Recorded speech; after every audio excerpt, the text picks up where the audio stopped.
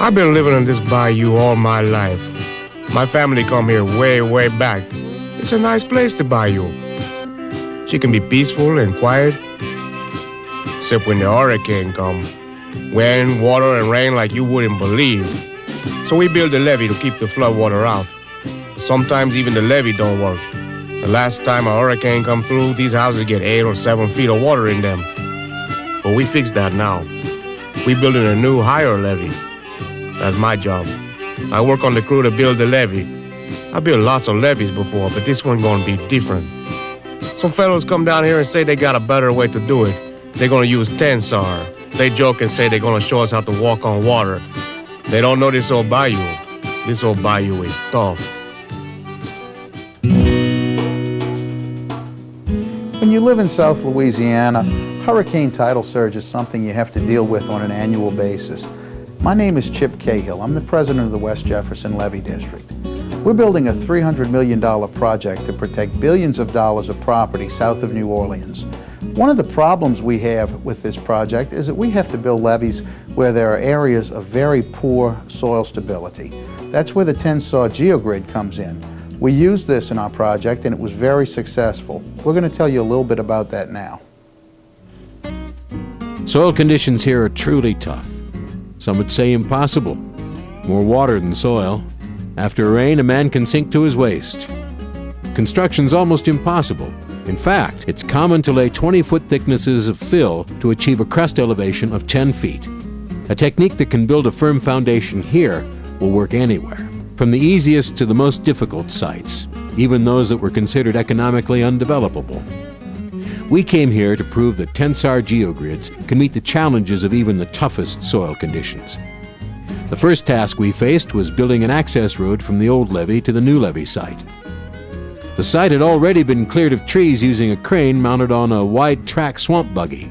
The first morning, more than a dozen trucks full of river sand were backed up and waiting to dump their loads of fill for the access road. And everything was held up for the survey team. They were struggling to place the slope stakes for the haul road. After the rodman had taken 15 minutes to move through this muck, we suggested to the crew chief that he roll out some Tensar geogrids so the rodman could just walk out and place the stakes. Chief looked at us like he thought we had a few loose parts between the ears. After about another 20 minutes and the rodman moving another 15 feet, the crew chief came over and asked us to show him our suggestion. 2 men rolled out the grid, walking on it all the way. In less than 3 minutes, they covered 5 times the distance the rodman had taken a half hour to cover. And soon everyone was out walking on the grid, even in street shoes, saying things like, "This is amazing." Everyone, that is, but this one big Cajun we call Bubba. No, that ain't right. We call him Big Bubba, because he weigh about as much as 2 regular people. Bubba say he's not walking on this grid. He say if he go out there, he sinks so deep they never gonna get him out. But this fellow from Tensar, he said, "Bubba, you sink in, and I buy you the biggest steak in New Orleans." All 300 pounds of Bubba was out on that grid in about 2 seconds. He walk on the edge, he jump up and down. But no matter what he do, Bubba don't sink.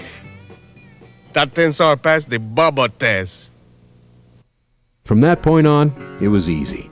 The sand trucks came in and the first fill lifts were spread by a light dozer. We soaked the sand with water spray to assist in compaction, then the loaded dump trucks rolled right out onto the site, with only about 2 feet of sand and a layer of geogrid between them and the muck. Muck which wouldn't support a man's weight. But I can't put it any better than the way Jim Jones, the job foreman, said it. We have put in approximately 50 trucks, tandems, a day out here. Had no problems with backing it up on this muck and mire that we have. It has held up extremely well. I'm very pleased with what I've seen so far. I think the stuff is amazing to me. I've had a lot of people come out here and see what's going on out here. And when they've seen the conditions of the construction going on and so forth, they've been amazed with it. And my people in the front office are extremely happy with what's going on. So Tensar geogrids met the challenge. A layer of geogrid, covered by about 2 feet of compacted river sand, has converted terrain too weak to support a man's weight into a firm base, strong enough to bear the load of bulldozers and repeated truck traffic. But you might wonder what other techniques have been tried in these conditions. Would a high-strength geotextile work as well? So we thought we'd see for ourselves. It took 6 men to position the geotextile.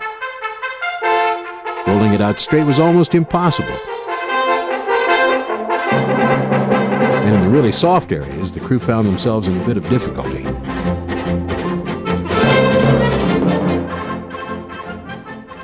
With GeoGrid, it was a different story. Only 2 men were needed, and it supported their weight with ease. You could imagine how difficult it would have been to try to sew the fabric under these conditions.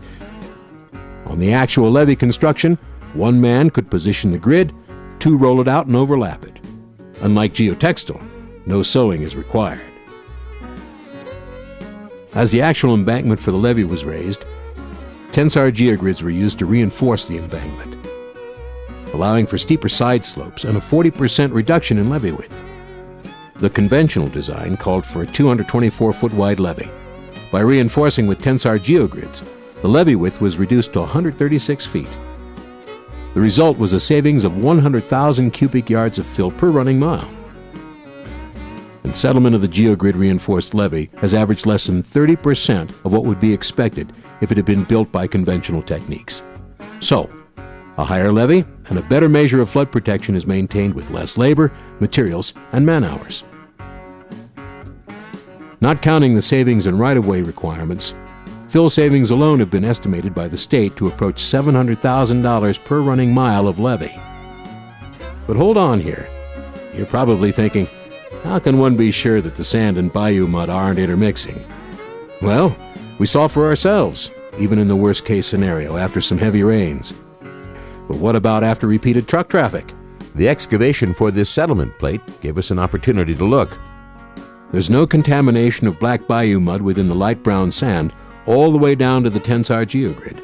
The sand is still dense and holds a vertical scarp all the way down until water just above the Tensar geogrid begins to seep into the excavation. How is this possible?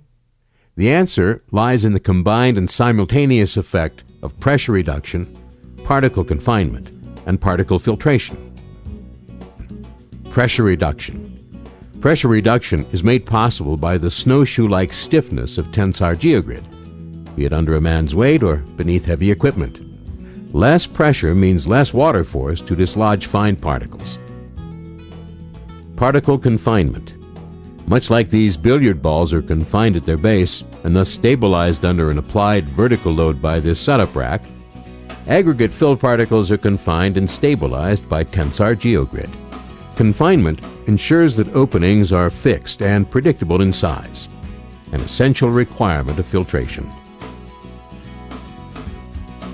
Particle filtration. A pea just barely fits through this opening when the billiard balls are confined. It could be much larger, say marble-sized, if not. That is, if the balls moved under load. This size ratio, pea to billiard ball, is fundamental to filtration. So, just as anything larger than a pea cannot physically pass through the openings between billiard balls, fine soil particles cannot pass through aggregate fills that have been sized or graded to create sufficiently small openings.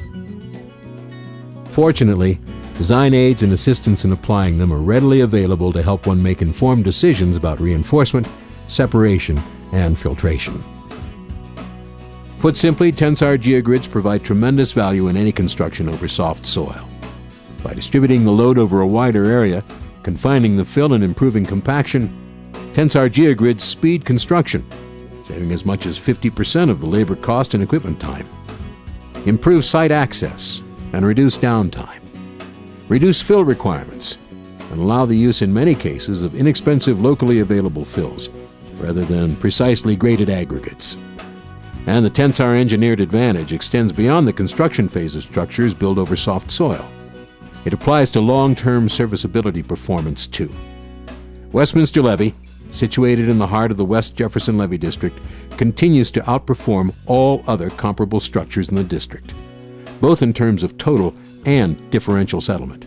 And that means less maintenance costs for the taxpayer. In 1987, the West Jefferson Levee District, along with the United States Army Corps of Engineers and Louisiana Department of Transportation and Development, through Tensar, developed this new technology for building on top of soft soils. The geogrid was used in this Westminster levee, and it's been very successful. The Westminster levee project was successful because the levee settled evenly thanks to geogrid. An excavation showed that there was no soil contamination. This product works, and we're proud of it. Wait, I guess this old bayou not so tough after all. At least not so tougher than Tensar. These folks around here not gonna have so much to worry about next time the hurricane comes.